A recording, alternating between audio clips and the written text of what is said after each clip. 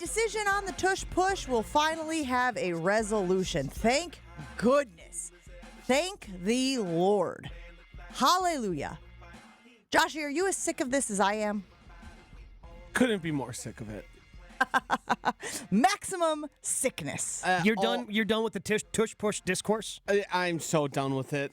Now, I probably would be... The Tish course, I think is where you were going with that, right?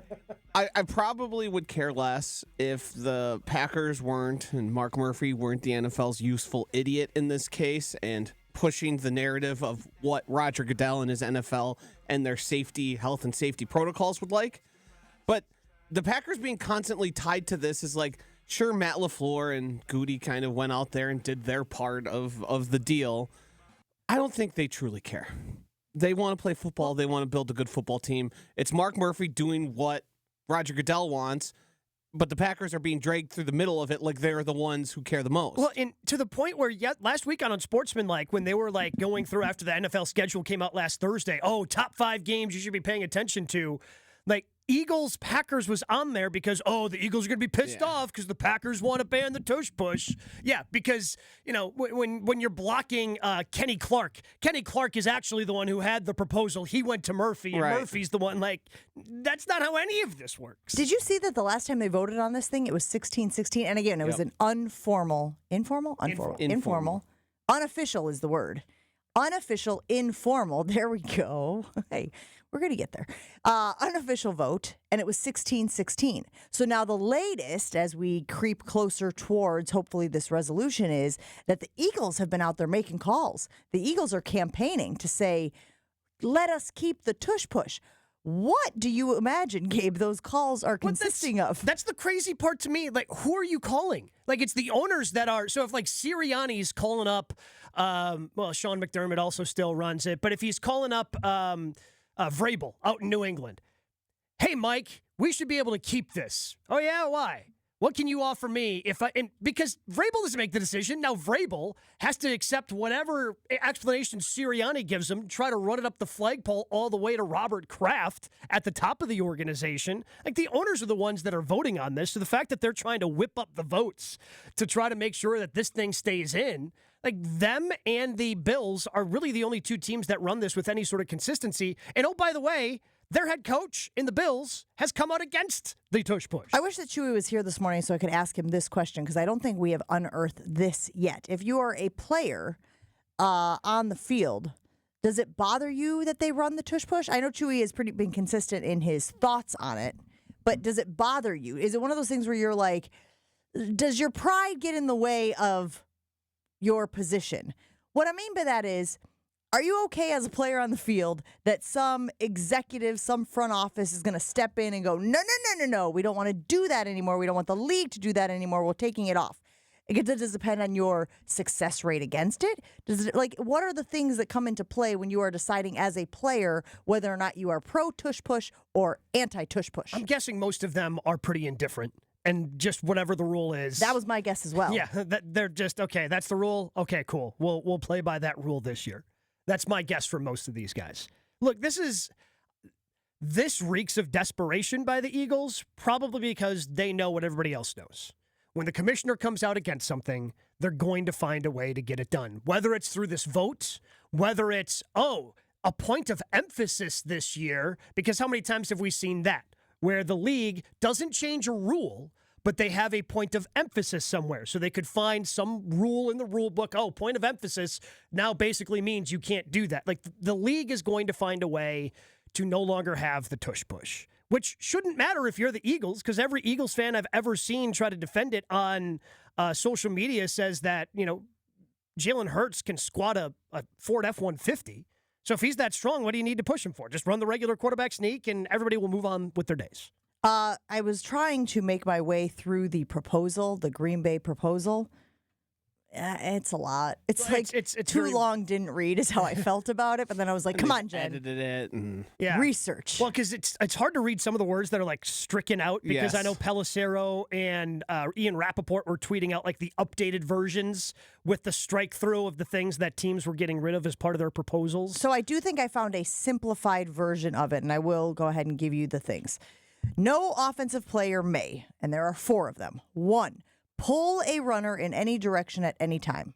2, use interlocking interference by grasping a teammate or by using his hands or arms to encircle the body of a teammate in an effort to block an opponent, or push or throw his body against a teammate to aid him in an attempt to obstruct an opponent. I believe that one is the one that's been struck out. That's no longer part of the updated. The C, the third one. No, the B. The B. interlocking thing. Okay. The interlocking thing was scratched out, so that's no longer a part of the new proposal. Okay.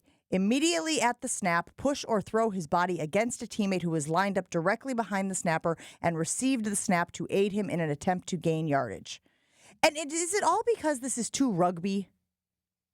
Well, no, it jumped the shark.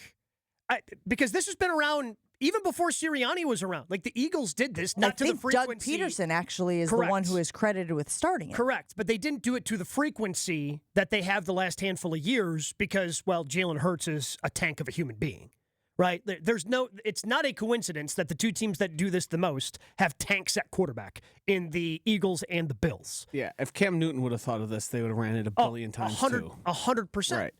But this has been around, hasn't been pat. It jumped the shark in the NFC Championship game.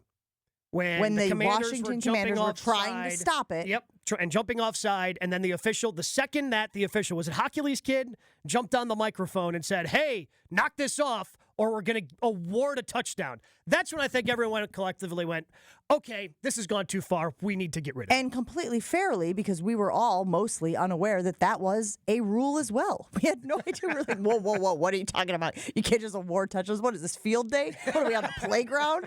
Like, they've got 7 kids and you've got 4. We're going to reward them a touchdown. Like, that was very bizarre. So the decision is supposed to be made this week. And look, Gabe thinks it's an inevitability. It's just a matter of time. Like, when's the last time? Think of a time, if you can tell me, the last time Roger Goodell stood up at a podium and said, hey, we are against this, and then Goodell didn't get his way. I can't think of a single instance. Like, every time they want to change a rule, once the commissioner has said, hey, we're going to be against this, and now he's got everybody on his, it's just.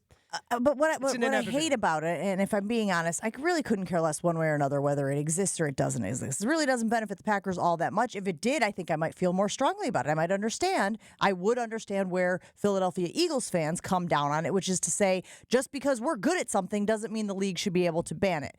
That being said, I hate that they use player health and safety as the reason why, right? The high and mighty up on a pedestal. We're trying to protect guys' health.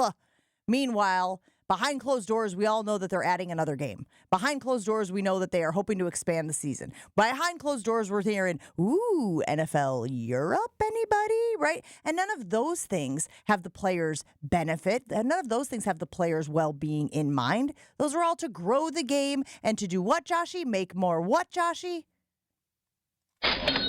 Thank you. And that's where I get frustrated with it. I get frustrated with the whole, don't pee on my leg and tell me it's raining. Because it's the easiest thing for them to defend, right? Like, if, why are you against, player safety? Oh, do you not care about player safety? Because we care about player safety. Clearly, so you don't care about player safety, and they try to guilt you into coming into their side by, clearly you don't care about player safety the way we do. Right, but again, the data doesn't indicate that this is we're not talking about data. We're talking about vibes and feelings, numbers here, Jen. And science. Just because the numbers don't show that somebody's got hurt doesn't mean somebody won't get seriously hurt. Well, and thankfully they got that one guy who did get hurt. You got that one guy who did get hurt, so you can use that one guy who did get hurt and continue to say that it is player health and safety minded. At the draft, we talked to VP of player safety on the Mr. Relevant show.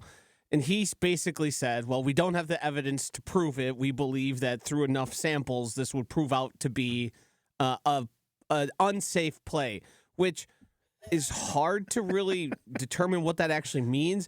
I mean, from what we know about concussions is repeated blows to the head like that do have an effect over time, but that would be then every running play too. So it opens up a weird slippery slope there where it's well, yeah, we know those linemen, if they are meeting heads often, will be in danger of having lasting effects.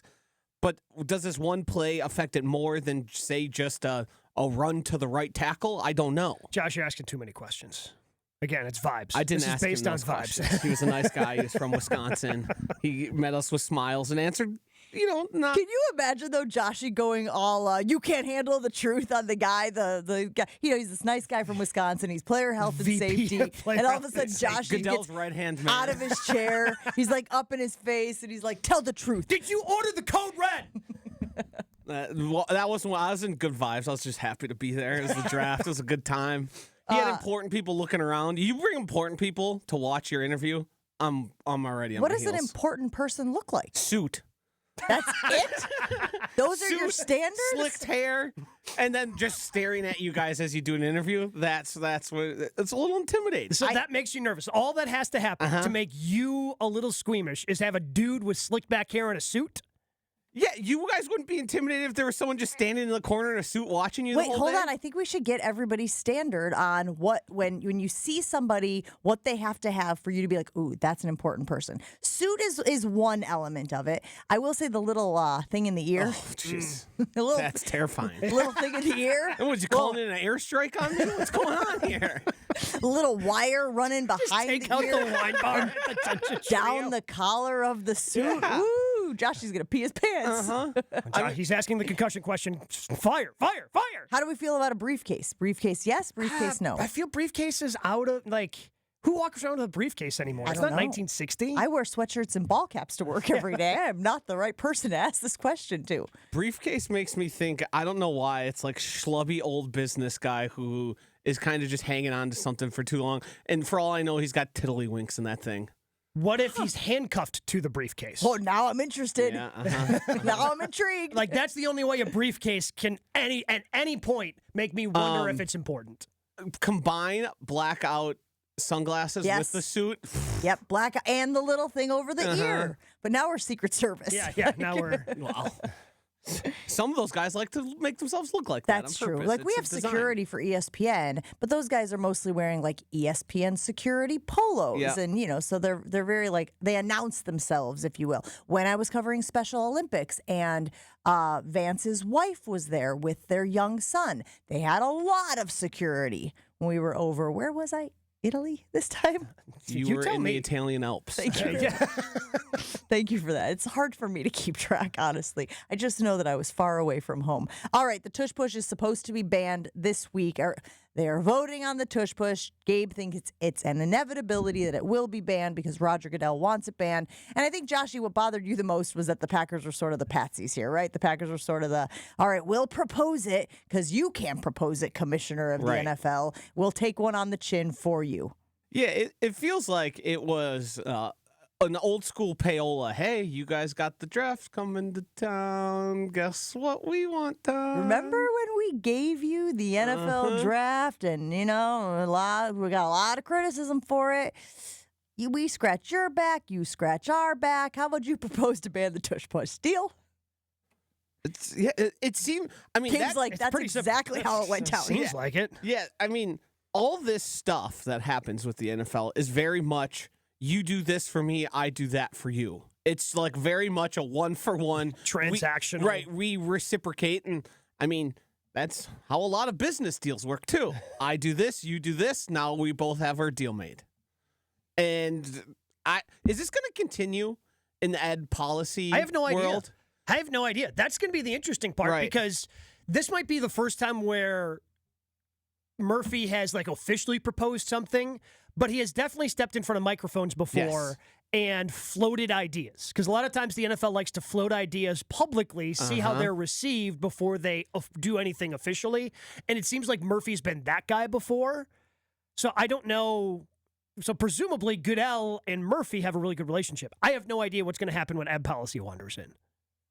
Yeah. You would think he's got some sort of relationship with Goodell. He's been in the league forever. His dad was in the league. Right. I would imagine I mean, he's kind of been like a right-hand man type deal, so I imagine it's a similar relation. I don't know.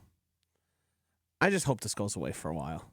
I'm done with it. We got a lot of stuff to get to here on Jen, Gabe, and Chewy. No big guy as he is coming back from his graduation. Well, certainly not his graduation, right? Family member's graduation. Correct. Chewy did graduate, though, right? Yeah, he graduated from BC. Sidebar. Yeah, As he far did as we graduate. know. Yeah. Just want to Well, because he always brags about how good BC is. And, like, he wouldn't care. If he didn't actually graduate, like, he wouldn't care about how good BC is. Right. I just think, should we take him at his word on this one, or should we? Yeah, I'm sure he's got the diploma somewhere in one of the houses, on one of the properties. Is there a diploma in the folder? Again, I'm not sure. I just, I'm trying to put the pieces together here after all of these years and just wondering if that fine establishment did, in fact, Do I believe they granted him a diploma? Yes. Do I think he did all the things necessary to receive the diploma? Probably not. To earn it. Right. But he hasn't. The only thing that matters is if you have it. 100%. At this point, you're exactly right. It's a 1 or 0 proposition. Yeah.